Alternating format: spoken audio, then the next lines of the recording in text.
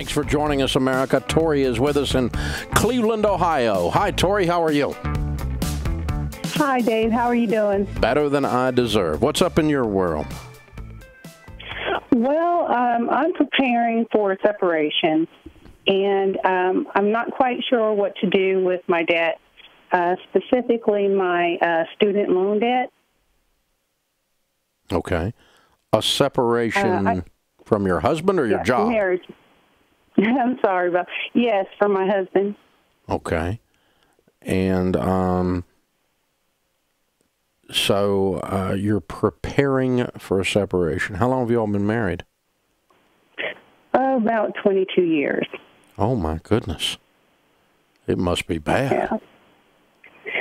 Yeah. It's just that we are just not on the same page anymore, and with other things, but with money as well, and it's just something I just don't want to go on with. Mm-hmm. Have you guys been seeing a marriage counselor? That's something he's not willing to do. Have you gone? No. Okay. Please do that for you, even if he won't go. Okay. I think it will give you good emotional information. 22 years is a long time, and you need to have somebody walk with you who's not in the fog if you go through this, and or give you some, maybe give you some information to give him a little bit of a wake-up call as well. But back to your original question, I have a friend of mine that teaches divorce recovery after a divorce. And I remember many years ago hearing her say, divorce turns a marriage into a business transaction. And so it comes real quickly, the emotions are carved off and set over to one side, and the actual technical, legal, financial details are on the other side. And it becomes a very transactional kind of thing at that point. Does that make sense? Yes, it does. And so here's a couple of things to look at. Your student loans are your student loans. They're going to go with you. Unless, you know, you may or may not get alimony, child support, or something else, but your student loans are going to go with you. And you're going to have to pay them. So what is your personal income? It's $50,000. Okay. All right. And so what you start doing is, if this is a direction that, you know, after seeing a counselor and doing everything you can to save a 22-year investment, and with all the help you can get, you start preparing for living on your own for $50,000 a year. And you look at your student loans. How much student loan debt have you got? Oh, you're going to kill me. I'm sorry? $160,000. Oh, my Lord. Okay.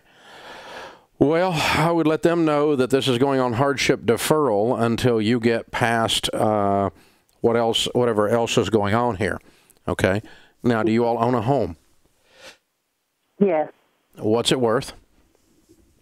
$200,000. What's owed on it? $170,000. Okay. So no equity there to amount to anything. All right. Is your car paid for?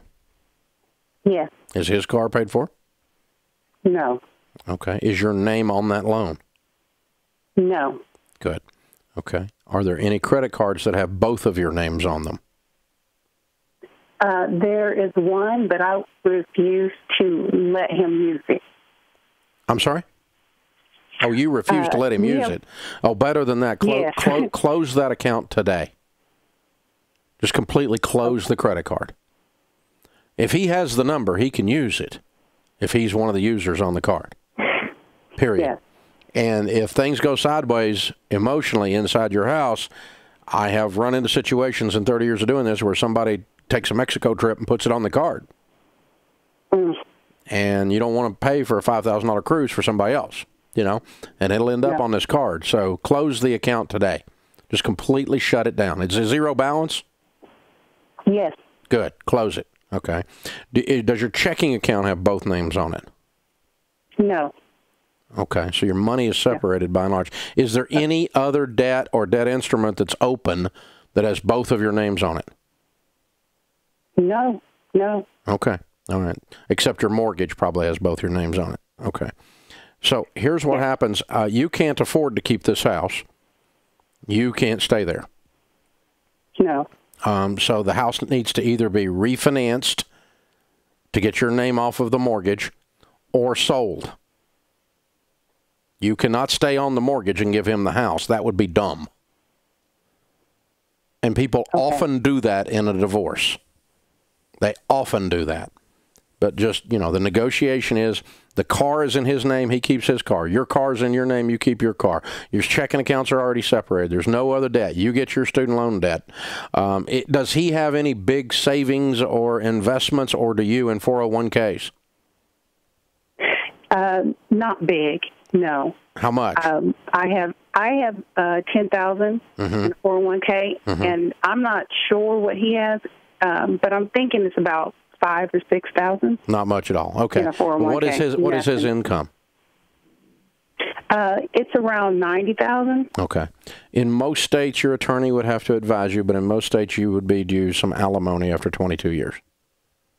And that will, going with your $50,000, is how you will reset your life and stay out of debt and start working your way through these student loans that are outrageous and are going to take you some time to work through. Yes. But you're going to be working extra job. You're going to be doing everything else, taking any money you can squeeze out of your budget, and you are not going to Mexico. You got a mess on your hands. Okay. No, I'm not. I do. So unless it's to escape. No, just kidding. but so you know, you're going to be on beans and rice and beans. You're going to get the cheapest apartment you can get. You're going to stay debt free and address these student loans as soon as you can get stabilized after the separation, which will lead to a divorce unless it leads to you all getting back together. Okay. But you prepare for separation the same way financially you would prepare for a divorce, and that puts you in a position of strength to negotiate in the divorce financially, and that's something that you'll have to do. And your attorney, and you get representation, and you be ready to pay them, pile up money for deposits and for paying them. Don't pay extra on the student loans until you get the other side of this. And I just put them on hardship deferral and pay nothing right now. But let's get the other side of this. But my hope is that you can see a counselor who can give you some words to say, some tools to give Bubba a wake-up call. Maybe the two of you sit down with a coach, a counselor, and walk you through turning the corner on all of this before you get so far around the corner we can't get you back.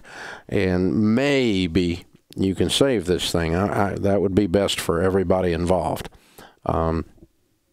assuming the issues that you have that are causing you such concern are addressed.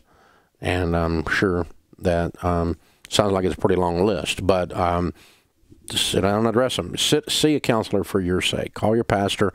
Say, who can I sit down with that can walk me through the right questions to ask myself, the right questions to ask him, because he may think you're kidding. He may think you're bluffing. And when you actually move out, it may wake him up, and he may be willing to work on that list at that point. I don't know. But those kinds of things are best guided by a really good marriage counselor that's really experienced and wise, and godly counsel will help you in that situation. And I sure hope you guys can turn that around. That would be my hope for you. It'd be better for all of you, financially as well as everything else.